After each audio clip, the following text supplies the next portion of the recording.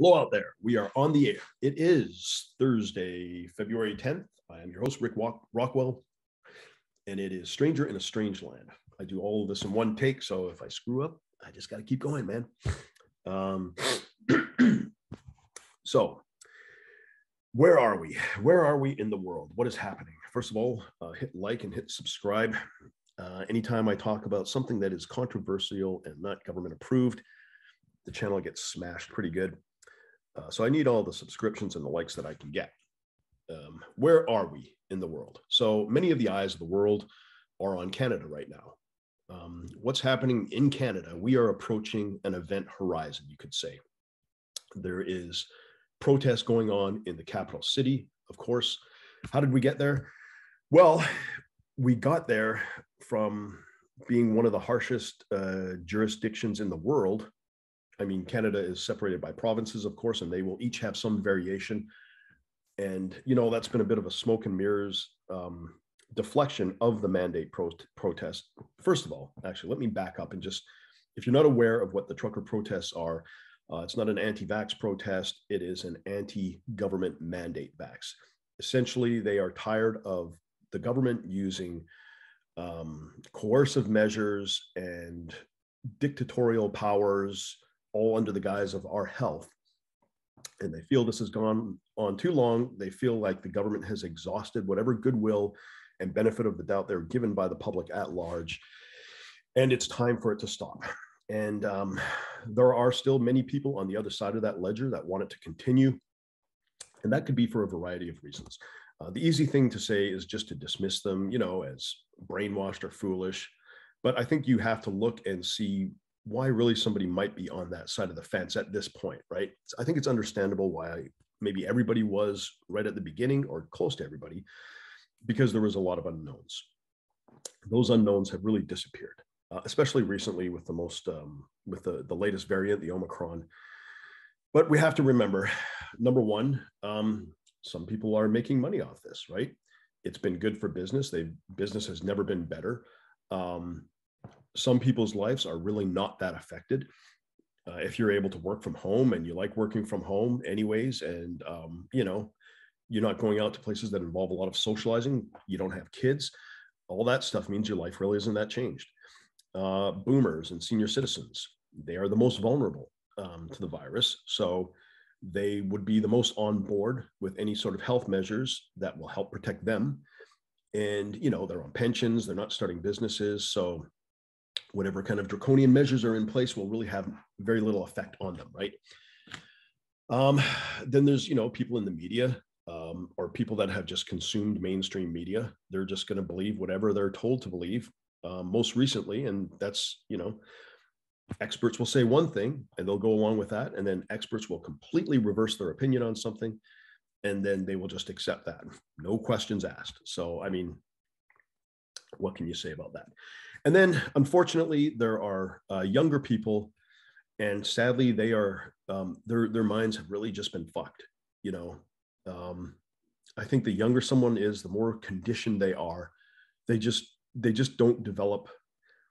They're not really born free in a sense that they don't know how things should be and how things could be. They have just their memory and their experience of that kind of life isn't as solidified. So they're more likely to sort of just go along with the establishment, right? Or with whatever they're being told. So all of these people are sort of out there and they are against the protests, but their numbers are dwindling. And I would say dwindling very quickly, because most of the people who are, you know, maybe opportunists, they're coming around very quickly and seeing which way the wind is blowing, right? So what is the current state? Well, the current state, and number one, I think you have to be extremely impressed at the organizers of this this convoy. I mean, every step of the way, they've been belittled as thugs, racist, hooligans, you know, idiots, uneducated, whatever they've been called. These guys have put together the largest protest in global history, possibly. I mean, maybe in the Soviet Union, there were some that were more involved, more people, but in terms of the land that was covered, in terms of the vehicles involved, far and away in world history, this is the biggest. They put that together on short notice. And whatever curveball has been thrown to them by the government. They've responded to it, and they've responded well. Early on, the narrative was that the protests were about something else. In BC, it was safe roads or something. That fell apart, and the truth came out. Then it was a fringe minority. That quickly fell apart, and the truth came out. And the reason all these truths come out is because there is alternative media. The mainstream legacy media is still very strong. They're incredibly strong, especially with certain segments of the population. But there are alternatives. And of course, the tech companies do everything they can to squash the alternative messages. But it's just not possible. There's just too many of them. And it's ubiquitous, and everybody with a Wi-Fi connection or cellular connection and a smartphone can now push back against the established narrative. And that's what's hurting them, right? So, I mean, of course, they had the racist slur, the misogynist. The leader of the NDP, Jagmeet Singh, even went so far as to tweet out, and he hasn't deleted this tweet as far as I know, that these protesters were people that were proclaiming the superiority of the white bloodline. I'm not joking. He actually said that. That's not a fake. That's not fake news made up. It's on his Twitter timeline. Look from January 29th and you'll find it, unless he's deleted it now. And that was quickly countered, and the Nazi thing quickly countered. And then, you know, thugs destroying the city and making a mess, robbing from the homeless, all that was quickly countered. And like I said, these organizers, they have done a hell of a job just reacting to things and dealing with things and changing the situation on the ground and getting the message back out. So that's where we stand right now. That's where it is. And of course, Justin Trudeau, you will be familiar with his story. He was exposed to COVID and had to disappear. And then he was moved for his own security. And then he contacted COVID despite being triple vaxxed and boosted and wearing his mask everywhere. He still managed to get COVID. So, I mean, that kind of argues against the case he's making to some extent. Nevertheless, he did resurface a couple of days ago, and he just reinforced his message that, you know, this sucks for everyone. Well, not so much for you, right? And, you know, we all want it to end. And the only way it can end is through the mandates, and basically the same bullshit. So that's where we are right now. We are at a stalemate. The truckers, to their credit, they have stayed there for 2 weeks. Not only that, but as you will see, protests are spreading right throughout Canada. You can see them in Vancouver, Edmonton, the Ambassador Bridge that separates, I believe, Windsor or Sarnia, but from Ontario into Michigan, that is now closed off, and that's apparently the largest flow of commercial traffic in North America, and that's completely stopped now, and that's big. So I mean, originally the strategy on the part of the government, the federal government, and I guess the provincial is more or less stayed out of it, but it's mostly been the city of Ottawa and the federal government. Their original strategy, once things had settled, once their initial slanders had kind of fallen apart, their strategy was a war of attrition. So essentially chipping away at the base of the support, you know, doing little inconvenient things, taking gas, writing tickets, getting court injunctions on sound violations, that so nobody can make any sound, honk the horns, which, you know, whatever. So it's kind of a war of attrition, and they're hoping that it would kind of fall apart, but it hasn't fallen apart. If anything, these protests have gotten even stronger. And now the Trudeau government, the Trudeau regime is in a very difficult situation because some of his own liberal MLAs are defecting, right? Or they're coming off message and they're saying, yeah, I think we should have a dialogue, or I think we should look at an end to the mandates. And that actually cost the leader of the Conservative Party, Aaron O'Toole, it actually cost him his position. Why? Because he waffled. First of all, he said, I don't support it. Everyone should get vaccinated. Then he said, well, we should listen to them. He just put his finger up, as he did the whole time, and tried to see which way the wind was blowing. No principled stance whatsoever. And he's out now. So here's Trudeau's position. I mean, first of all, we are at a critical point in world history. Okay. I don't want to sound hyperbolic. We're at a critical point though, because one path is the globalist path. And I mean, globalism, there is a lot of advantages to it. But there's a lot of disadvantages as well. One path forward means that we're all going to have basically no autonomy over where we can go and what we can do. We're essentially going to be branded like cattle.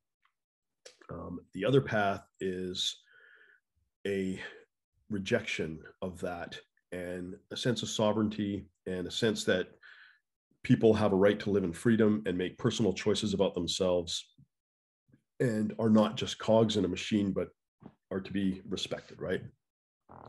This is where we're at. And these protests in Canada have now spread throughout the world, and the world is watching. So, what is Trudeau's position? I don't think Trudeau is going to back down. I think Trudeau has a lot of external pressure on him. I think, other world leaders are saying, look, man, if you cave in on this, it's going to make it very difficult for us to toe the line on this. Joe Biden, for example, the American, okay, so I just mentioned this traffic is stopped at the border. And it's, like I said, it's spreading to other borders. There's Coots in Alberta, and then there's the Sarnia, the Ambassador Bridge, right? And that stopped the traffic, and that's affecting the US. But the US is in a very difficult position because if Biden goes in and says, we're going to put a stop to this, first of all, they can't put a stop on the Canadian side without crossing the Canadian border, right? Second of all, they can't do anything punitive because then that will unite Canadians behind the truckers. So all they can do is pressure Trudeau to stop it, right? And so it falls back on his shoulders. Now, here's what I expect from him. If you know Trudeau and you've seen anything of him, Trudeau is a guy who's gone through his entire life with a sense of entitlement because he was the son of a prime minister. He was a rich kid. He got whatever job he wanted, put on blackface with no repercussions, groped women, no repercussions. Or he's been accused of groping women and, whatever, there's no repercussions, right? I'll make that clear so I'm not slandering anybody. But yeah, he's definitely lived with a sense of entitlement. And he's got a lot of ego, and he's not gonna back down now. He's not going to back down because, like I said, there's external forces pressuring him not to back down, and there's his own ego pressuring him not to back down. And so he has to find a way to end it. The way he is going to end, and the truckers, again, I'll give these guys a lot of credit because whatever curveball is thrown at them, they have a backup plan. They had $10 million essentially stolen from them, and they've been able to just reset up and get the funding. They've been getting legal help, which is great. And they're getting more and more support. As long as people keep sending them money and gas and food, they have the support of the public. So they're not going anywhere.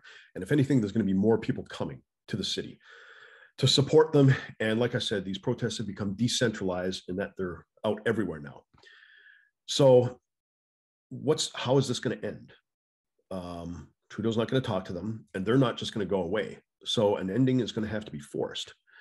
And I think what we're going to see, if Trudeau goes in heavy-handed and just starts cracking people in the head and arresting people and smashing up trucks and stuff like that, I think that's a PR battle that will go very, very badly for him, and it will cost him his job. So what I think is going to happen, I don't think the federal government wants this to go on much past Saturday.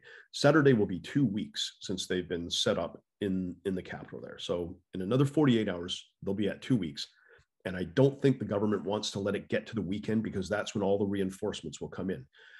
So what I am anticipating is that I think there's going to be provocateurs on the side of the Trudeau regime.